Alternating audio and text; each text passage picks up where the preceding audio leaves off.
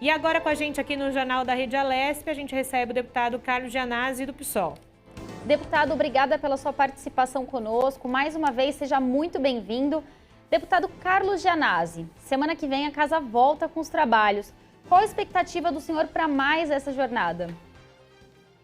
Olha, primeiro, muito obrigado pelo convite para estar conversando com vocês na TV Alesp, com os ouvintes da TV, e dizer que na semana que vem, com a volta dos trabalhos, nós queremos colocar como prioridade a votação do nosso PDL, o PDL número 22, que acaba com o confisco das aposentadorias e das pensões dos servidores e servidoras do Estado de São Paulo, né? Que esse projeto que eu apresentei no ano passado, esse PDL já tinha entrado em votação, mas ele voltou para as comissões por conta de um golpe regimental que o governo deu através do seu líder de governo, o deputado Carlo Pignatari, e ele voltou para as comissões, mas ele continua tramitando. Então, nós vamos voltar com carga total para que o PDL número 22 seja aprovado e haja o fim imediato desse confisco que está prejudicando muitos aposentados e pensionistas, né? Isso aí rouba dos aposentados e pensionistas a paz psicológica, a alimentação, o remédio. É um crime de lesa humanidade que o Dória está fazendo com esses servidores. Por isso que a gente vai ter como prioridade a aprovação do PDL número 22. E, deputado, o senhor, sempre muito atuante no plenário, como o senhor acabou de nos falar nesse início de entrevista, também a pauta de educação, todo o ano passado, foi muito combatida pelo senhor. Qual a sua primeira ação nessa volta aos trabalhos presenciais aqui na Alesp? Olha, a nossa luta em relação à educação é contra a reabertura das escolas para as aulas presenciais. Inclusive, eu já acionei o Tribunal de Justiça através de uma ação popular que foi assinada junto com o vereador Celso Gianazzi aqui na Câmara Municipal, porque essa ação popular, a gente pede a suspensão da volta às aulas presenciais, tanto na rede estadual como também na rede municipal de São Paulo. E no Ministério Público também nós entramos com representação pedindo que seja suspensa essa decisão também, eu digo uma decisão genocida e assassina de volta às aulas. Em todo o estado de São Paulo, não só na rede estadual e na rede municipal, mas nas redes municipais, na rede particular de ensino. Então, nós, na verdade, vamos continuar essa luta na semana que vem, porque eu já tomei medidas legais, né, no campo jurídico, MP, Tribunal de Justiça, mas nós vamos organizar a luta também dentro da Assembleia Legislativa. Eu já pedi, inclusive, a convocação do secretário estadual de Educação, Rocieli Soares, para que ele vá depor e explicar essa decisão, digo genocida, porque ele vai expor a vida de milhares de pessoas em todo o estado com essa decisão de voltar às aulas presenciais. Ele deu uma recuada agora, ia ser no dia 1º, agora ele viu que a pressão foi muito grande, que o aumento do contágio é forte, o aumento de mortes e a falta de leitos, então o governo deu uma pequena recuada até o dia 8, mas nós vamos continuar nessa luta, porque voltar às aulas agora, nesse momento, é o genocídio da educação em todo o estado de São Paulo, para as redes municipais, para a rede estadual e para a rede particular também. Por isso que nós somos contra e vamos lutar para que não haja a volta às aulas presenciais, né? Sobretudo, com certeza, chamando uma greve sanitária. Os professores não irão para as escolas, nem os profissionais da educação. Deputado, agora o senhor acha que neste ano as ações dos parlamentares e os trabalhos desenvolvidos serão mais efetivos, embora a gente não tenha aí chegado ao fim da pandemia? Acho que sim, porque a situação é muito grave. A população está sem o auxílio emergencial, que terminou no final do ano passado. Há um desemprego, há uma crise na economia brasileira. Então, a Assembleia Legislativa tem que responder a isso. Há também vários ataques à população. Por exemplo, os idosos foram os mais atacados nesse período. E a Assembleia tem que reagir com veemência, através das suas comissões, através de CPI, através de pressão em cima do governador. O governador, além desse confisco que eu falei, ele acabou com a gratuidade para os idosos do transporte no metrô, na CPTM e na MTU. O Bruno Covas fez o mesmo na cidade de São Paulo. Ele acabou com a isenção do IPVA para as pessoas com deficiência. Ele está aumentando a contribuição do IANSP para os servidores que vão pagar mais. É um confisco de todos os lados. Aliás, são vários confiscos. Tem essa questão da obrigatoriedade da volta às aulas presenciais. Então, são vários os temas. Aqui, o aumento dos impostos no estado de São Paulo, há várias manifestações. E a Assembleia não pode se calar. A Assembleia tem que aprovar os PDLs e os projetos que nós apresentamos para resolver toda essa situação e se posicionar, sair em defesa da população, e não em defesa do governo, e não em defesa do poder econômico, como infelizmente ela vem fazendo. Deputado, para esse ano que se inicia aqui na LESP na próxima semana, qual a visão do senhor de como os deputados devem seguir na fiscalização com relação à vacina? Porque é uma outra pauta que vem sendo muito discutida, né? Essa questão de vacina daqui, vacina de lá. Como é que o senhor analisa essa questão e como o parlamento pode se colocar, então, dentro dessa atuação? O Poder Executivo tem que prestar contas, né, desse processo todo, do cronograma, da compra das vacinas, dos contratos, e a função do Poder Legislativo fiscalizar o procedimento, o cronograma, os contratos, as intenções do governo. Isso é fundamental. Nós podemos fazer isso de várias maneiras, através da Comissão de Saúde, que é uma comissão permanente da Assembleia Legislativa, através dos requerimentos de informação. Isso é possível também através da convocação do secretário da Saúde, tanto na Comissão de Saúde como em outras comissões, na Comissão de Administração Pública, na Comissão de Direitos Humanos. Ele pode ser convocado pela Assembleia Legislativa para prestar esclarecimentos de todo o cronograma feito, das prioridades, do funcionamento. Tudo isso tem que ser fiscalizado pela Assembleia Legislativa. E ela tem os mecanismos, através da comissão, requerimentos. Nós podemos acionar o Ministério Público, acionar o Tribunal de Contas, Tribunal de Justiça. Então, tem vários mecanismos de fiscalização e todos eles devem ser utilizados para que a vacinação seja feita de uma forma correta, né, sem privilegiar alguns grupos, né? É lógico que nós defendemos primeiro o pessoal da saúde, é o pessoal que tem que vir em primeiro lugar, as pessoas que têm doenças graves, o pessoal de idade avançada, os professores, profissionais da educação, porque se o governo quer a volta às aulas, então ele tem que vacinar os profissionais da educação na lista prioritária, juntamente após os servidores da saúde, por exemplo. Daí ele pode pensar, talvez, numa alternativa, se houver, logicamente, condições também sanitárias seguras para os alunos. Isso é importante, porque o aluno pode contaminar os seus familiares e ele pode também sofrer dessa doença, porque o vírus está passando por várias mutações, já tem várias cepas.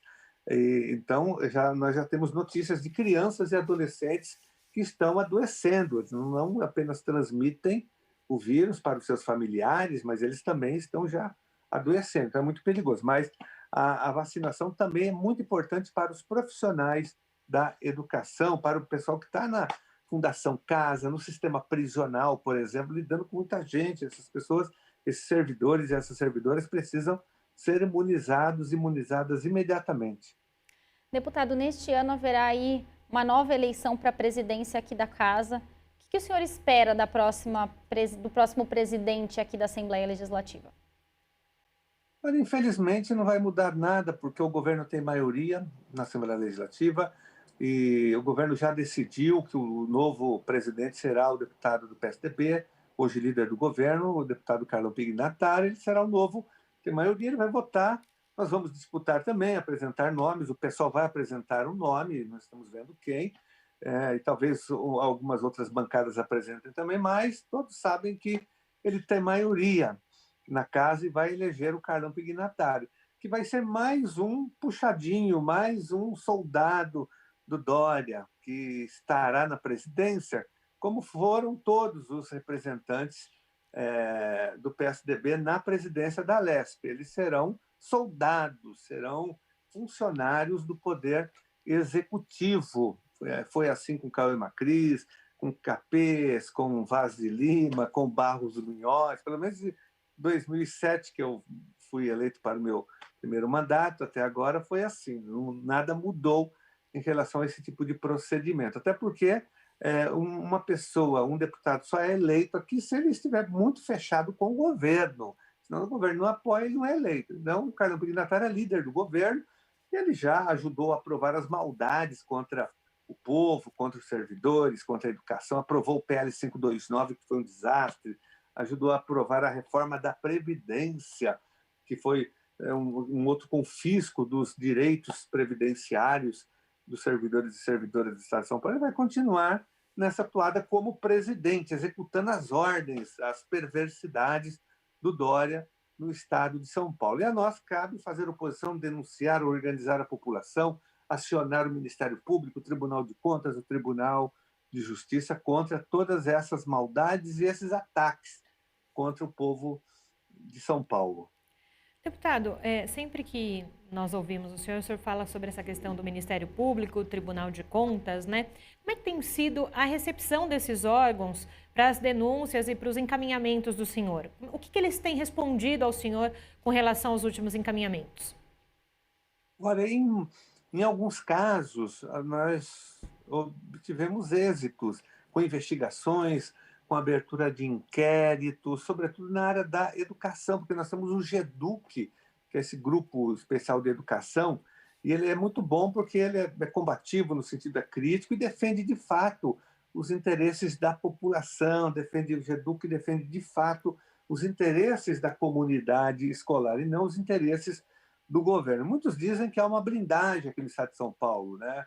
Que o Tribunal de Justiça faz blindagem do governo, o MP, o Tribunal de Contas, né? Eu diria o seguinte, que tem muitos setores que fazem realmente, mas não é toda a instituição. Nós temos promotores e procuradores sérios que investigam, como nós temos outros que não, que se comportam mais como aliados do governo, né? Como nós temos também setores da justiça que são mais críticos, mais combativos nesse sentido, de fazer, de fato, justiça, não ceder às pressões e aos interesses do governo estadual, como tem setores que cedem, que são mais fechados do ponto de vista até ideológico com o governo. Então, em algumas ações nós tivemos êxitos, em outras não. Depende muito da vara, do juiz, da promotoria, né, do lugar onde cai a nossa ação ou a nossa representação.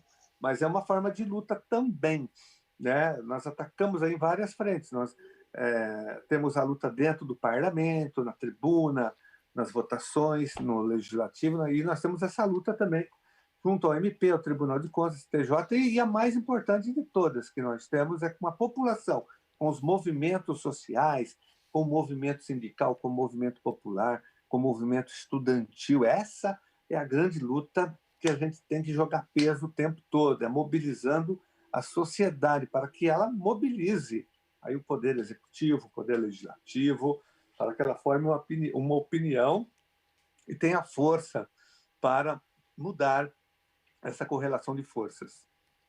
Agora, deputado, a gente sabe, né, que durante o ano passado o senhor defendeu aí as empresas estatais, né, e foi contra a privatização.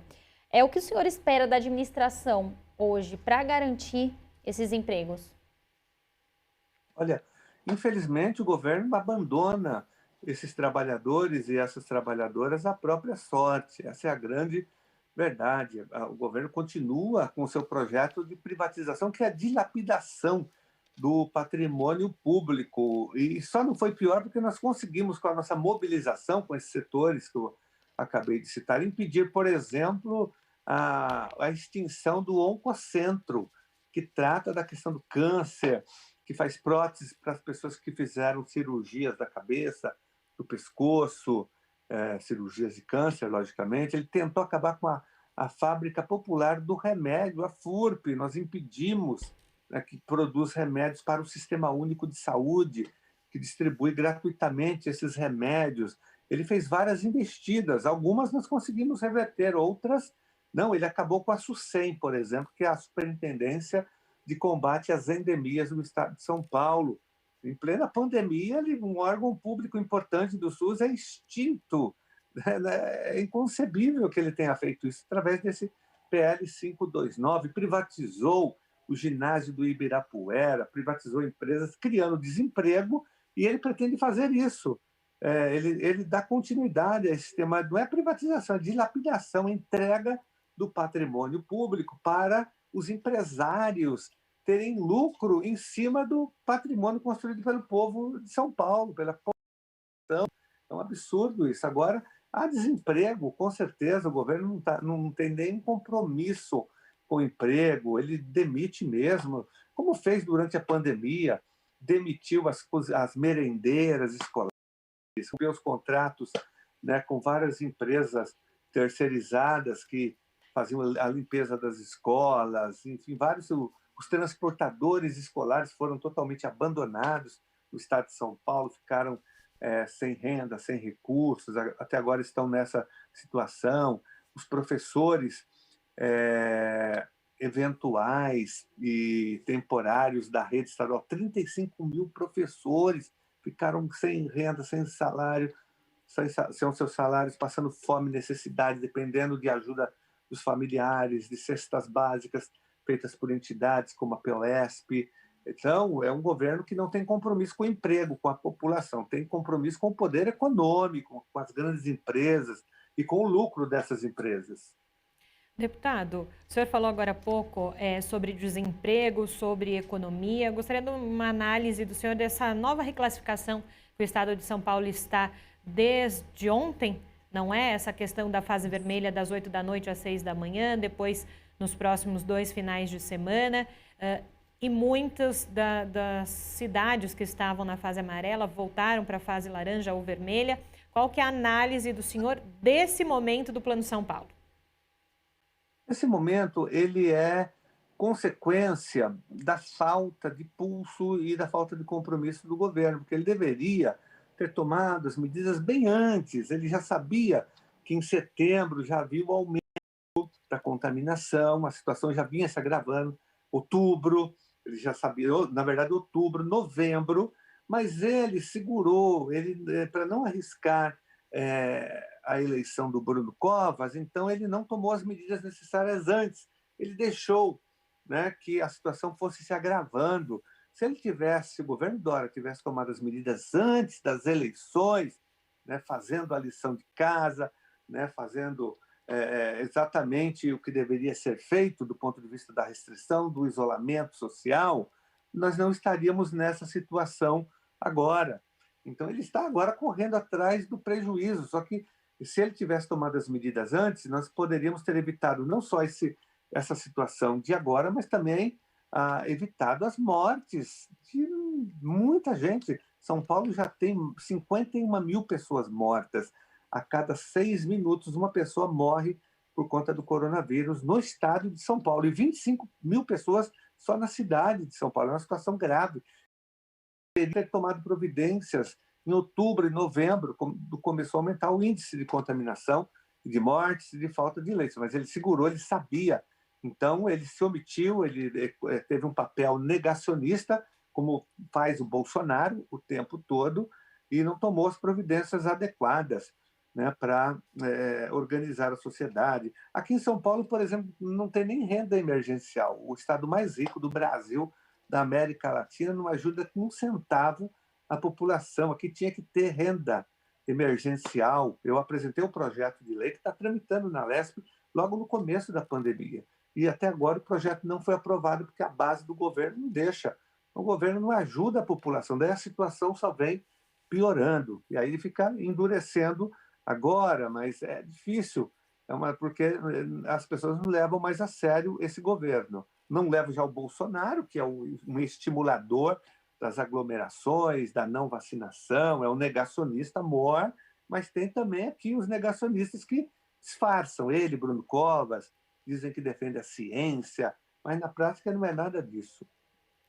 Deputado, falando sobre a coletiva que acabou há pouco lá no Palácio dos Bandeirantes, o embaixador da China confirmou ao governo do estado de São Paulo o envio de insumos para a produção da vacina da Coronavac até o dia 3 de fevereiro.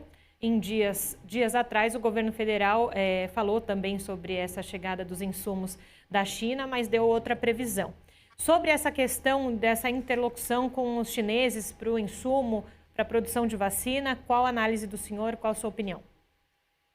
Olha, primeiro que o Bolsonaro, o presidente da República, prestou um desserviço criminoso atacando a China, ele e os seus filhos, esse Ernesto Araújo, que é o ministro das Relações Exteriores, eles atacaram a China o tempo todo durante esse governo.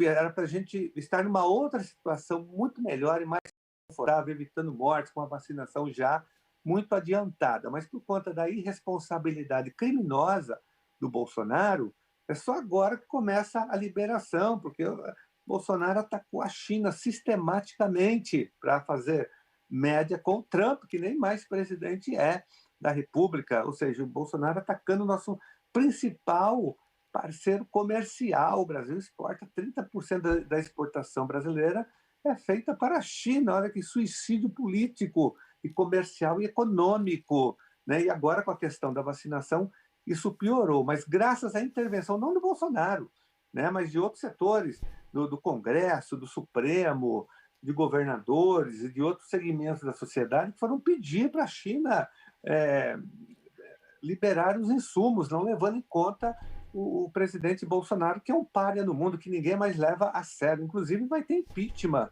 Há um grande movimento pela direita, pela esquerda, pelo centro, pelo impedimento, pelo impeachment do Bolsonaro. O Bolsonaro, por tudo que ele tem feito contra a saúde pública, sobretudo, ele deveria já ter saído e ter 1000 anos de cadeia, porque é um criminoso, um genocida responsável por essa tragédia que vem ocorrendo no Brasil. Então, agora a China começa a liberar, não por conta do Bolsonaro, mas porque houve um apelo pela sociedade brasileira, não por esse governo que está com os dias contados, que não vai durar muito, porque tirar o Bolsonaro hoje significa defender a vida. É uma questão sanitária hoje, de saúde pública, uma questão sanitária e econômica também, porque o Brasil está afundando, a Ford foi embora, Mercedes-Benz foi embora, a Audi foi embora, a Sony foi embora do Brasil. Várias empresas estão indo embora porque ninguém acredita mais no Brasil do ponto de vista da sua recuperação econômica, porque é um governo que fracassou, um governo que veio para destruir a saúde, a educação, a economia, a soberania nacional, as relações exteriores. É um governo que foi, me parece, contratado para destruir o Brasil, e ele tem êxito nisso. Mas o povo está reagindo agora, e eu tenho certeza que haverá logo, logo o impeachment do Bolsonaro. Deputado Carlos Gianazzi, do PSOL, queria agradecer a sua participação aqui no Jornal da Rede Alesp. Muito obrigada. Eu que agradeço. Um abraço para vocês.